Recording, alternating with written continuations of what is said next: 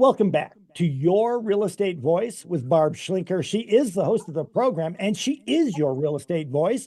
This is the weekly radio show that informs and educates you on how to buy or sell real estate. It does it with Barb Schlinker, the owner of Your Home Sold Guaranteed Realty.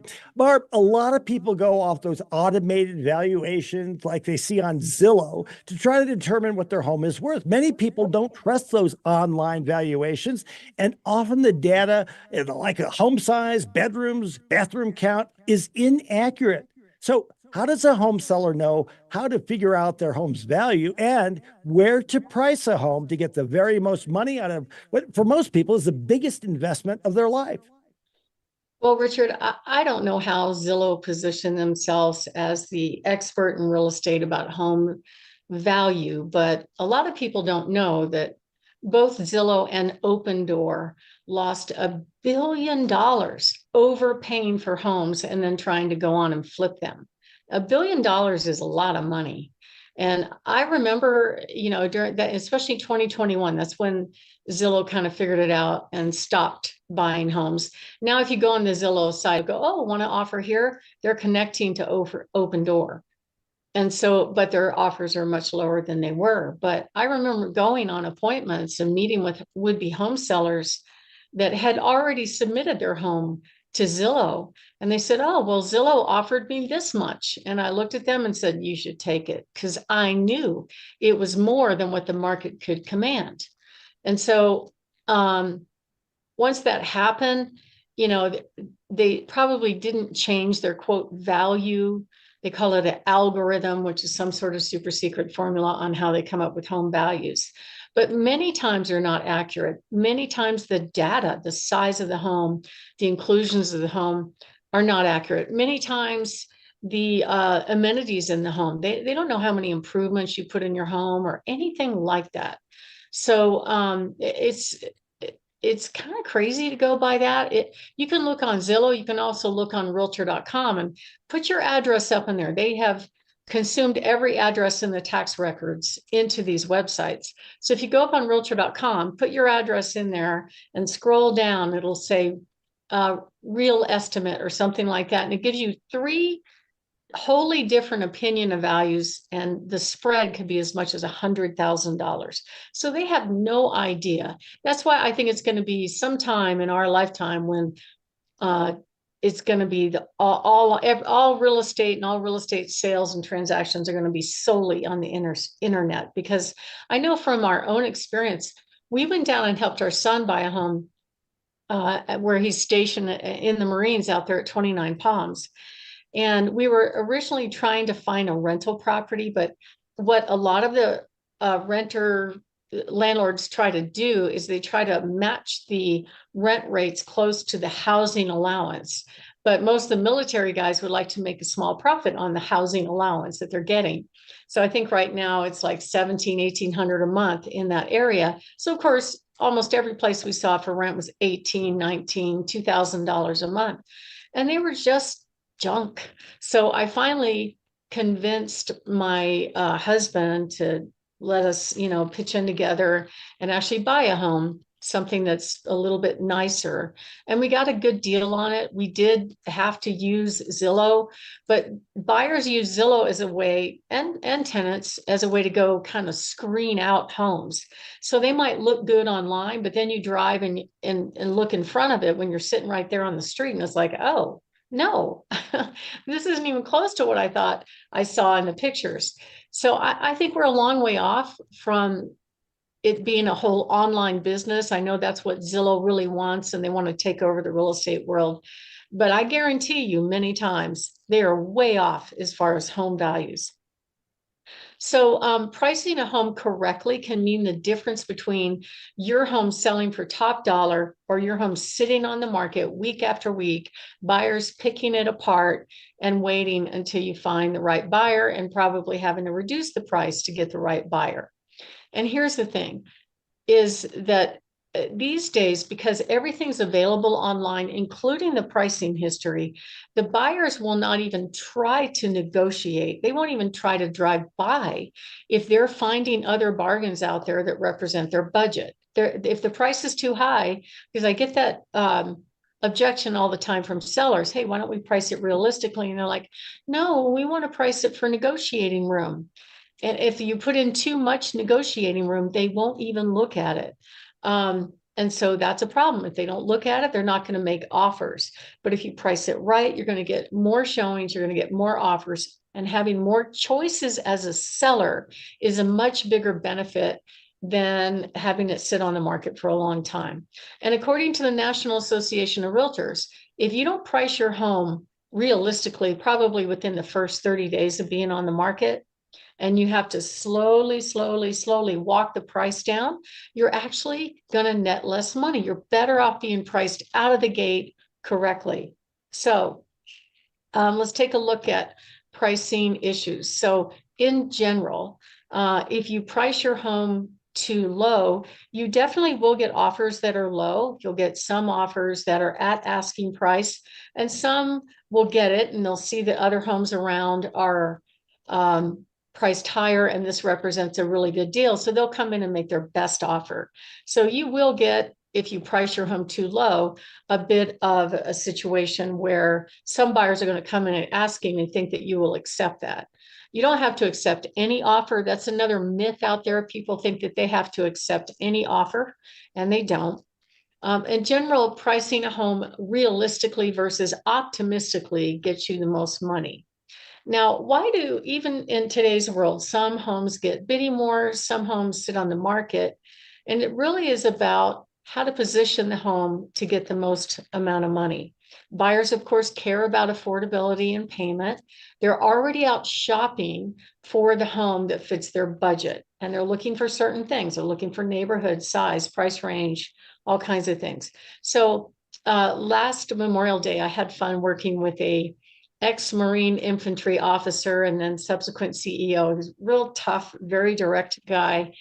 And when I sat down with him, I said, look, I recommend you price your home realistically versus optimistically. So we looked at similar sales. Similar sales for that home were between 645 and 700,000.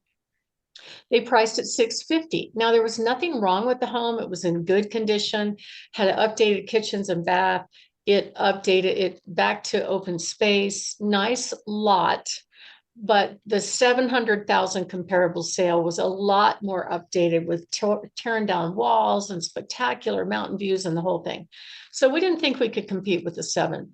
So we priced it at $649,999. We had 40 people attend the 1-hour open house. And I was able to sit down with them on Memorial Day and present about 7 offers. So this is where it got fun for me. And I thought the seller was having fun, but he didn't seem like he was having fun. I said, okay, here where we are. We've got 6 offers. The highest one is 660, but they're willing to pay 680 if you have another offer within 2,000 of that offer. And then we got another one at 650, willing to pay 720 if you got another offer within 5,000 of their offer.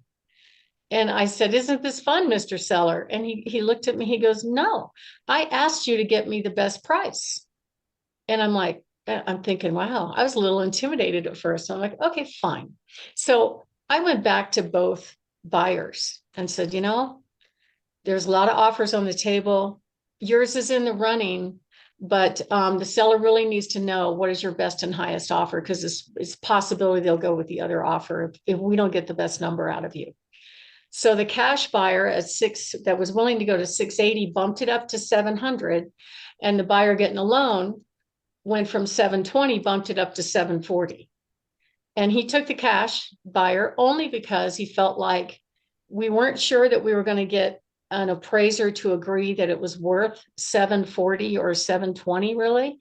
And he goes, it seems like you're just wallowing around in the mud to the end, and then you're going to closing. I said, yeah, it's pretty much like that. It was really fun working with him, but he didn't think it was fun for some reason. But he did get $50,000 over asking price, and that was a blast for me. But at the end of the day, it was all about pricing the home realistically versus optimistically. That is the key to everything. So that's part of what we do. We sit down with you. We take a look at what the similar sales are. That the purpose of that is to support the appraised amount. If the buyer's getting a loan, we compare apples to apples, just like an appraiser is going to do. I've been to appraiser school in past, but I didn't want to be an appraiser because it was, I don't know, it's too much detail work for my brain. And we also look at the competition. You want to put your buyer's hat on. Right now, many of the newer homes are having to face competition of new construction, and the new construction sellers are coming in with huge incentives, as high as $41,000 to help the buyers with improvements on the home, like adding AC or something like that, or buying down the interest rate. So pricing realistically, no matter what the market is, always works very, very well. And right now, with the average days on market being at over 106 days, you need a good agent that really knows how to help you do that.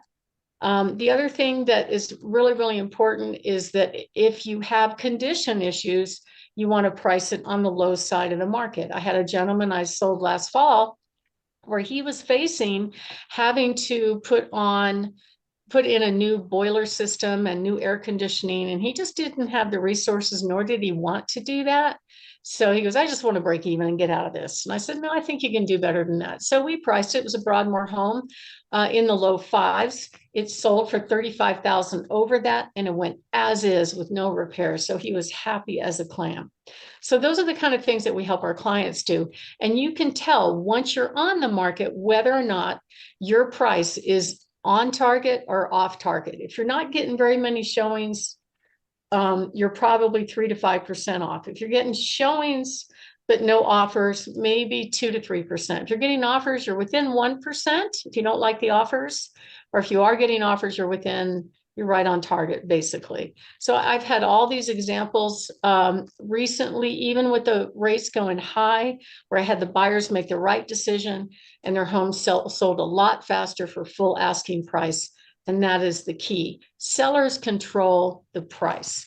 And if you have deferred maintenance like carpet, flooring, some of the cosmetic stuff, don't think the buyers are just going to assume that and accept that. And they won't even like it if you give them a credit, because people are very visual these days, right? They want to see fresh carpet. They want to be able to move in and drop their stuff. Even if you haven't updated kitchens and baths, that's okay as long as your flooring is good. I think it makes a big difference, because we know that 41% of buyers will pass on homes that need work. So that's part of what we do, is we give our clients an in-home consultation on what to do, what not to do to get your house ready for sale. So you get all those key rooms right, that we're presenting the home to the market right at the right price. That's the way you make the home selling experience work really well. So if you'd like to get one of those free in-home consultations, give us a call at 719-301-3900 or go to barbhasthebuyers.com. Richard? You're listening to Your Real Estate Voice. That's Barb Schlinker of Your Home Sold Guaranteed Realty, host of the program. And if you are thinking of making a move, call Barb 719-301-3900 or visit barbhasthebuyers.com, and you got it. And you've got it. Barb always loves her hot new listing. So Barb, what's coming up this week? Tell us more. I have a great home on 35 acres with a massive detached garage barn at $379,900. I've got a great home down in Fountain. They're getting ready to adjust the price here shortly, in the upper threes. Another one in Fountain in the mid fours is just beautiful. A fantastic townhome in Briargate just reduced their price to $320,000. A gorgeous home in Glen Eagle on Palma Valley that they're in the process of updating carpet and bathrooms. And a great home on Gull in the mid sevens out in Peyton, and another one actually on a Cowie Way in the mid sevens out in Peyton.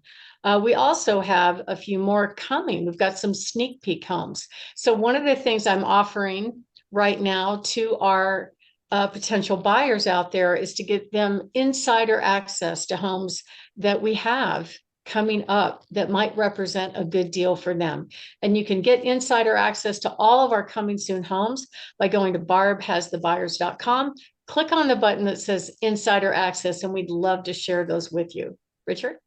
You've been listening to Your Real Estate Voice, airs every Saturday, 11 o'clock. If you're thinking of making a move, call Barb 719-301-3900 or visit barbhasthebuyers.com. And remember, you can see replays of this show on Barb's YouTube channel, Barb Has the Buyers, or listen to the podcast on all of the popular platforms, Apple, iHeart, Spotify. Thank you for listening. Reach out to Barb again. Give her a call at 719-301-3900. Barb, you stay warm, stay safe, and we'll talk to you next week.